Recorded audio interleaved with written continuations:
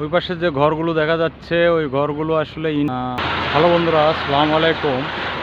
আমরা এসেছি পাঁচটি সমন্বয়ে যে জেলাটি সমন্বিত, যে জেলাটি বানান করতে কোনো আকার একার হিসকার দিকিকার কিছু লাগে না, সেই জেলাতে বলতে পারবেন সেই জেলা কোনটি?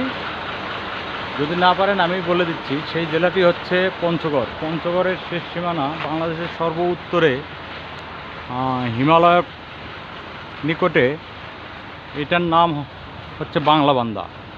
এখানে যত ট্রাক দেখতেছেন এগুলো ভারত এবং ভুটান থেকে বিশাল বড় বড় পাথরখণ্ড নিয়ে আসে।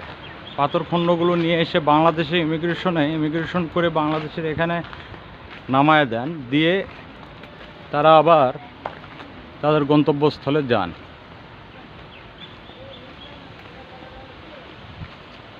এখানে দেখতেছেন এক একটা গাড়ি 10 চাকা 12 চাকা করে আছে। আসলে যা আমাদের বাংলাদেশের ভিতরে খুব একটা চলে না, কিন্তু এগুলো সব ভিনদেশি গাড়ি।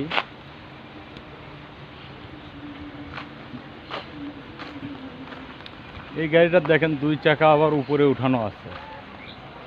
হয়তো যখন পাথর উঠাবে তখন ওই 2 চাকাও নিচে নেমে দেবে। আমি আসলে অত জানি না কেন উপর দিকে উঠানো আছে।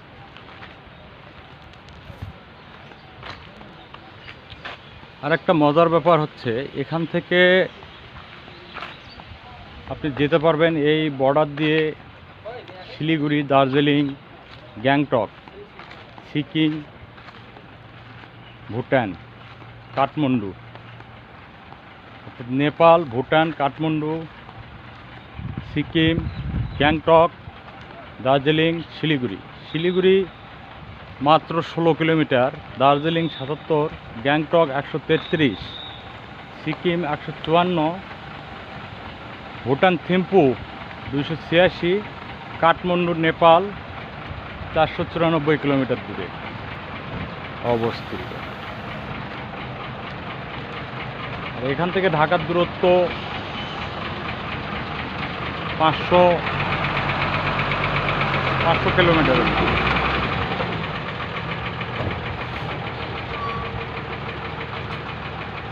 হ্যাঁ, এই যে এখানে দেখানো হচ্ছে কোন দিকে যেতে হবে, কি আছে। সোজা গেলে শিলিগুড়ি, সোজা দার্জিলিং, সোজা গ্যাংটক, সোজা সিকিম। একটা অ্যারো চিহ্ন দেওয়া আছে ভুটান, আর একটা অ্যারো চিহ্ন দেওয়া আছে নেপাল।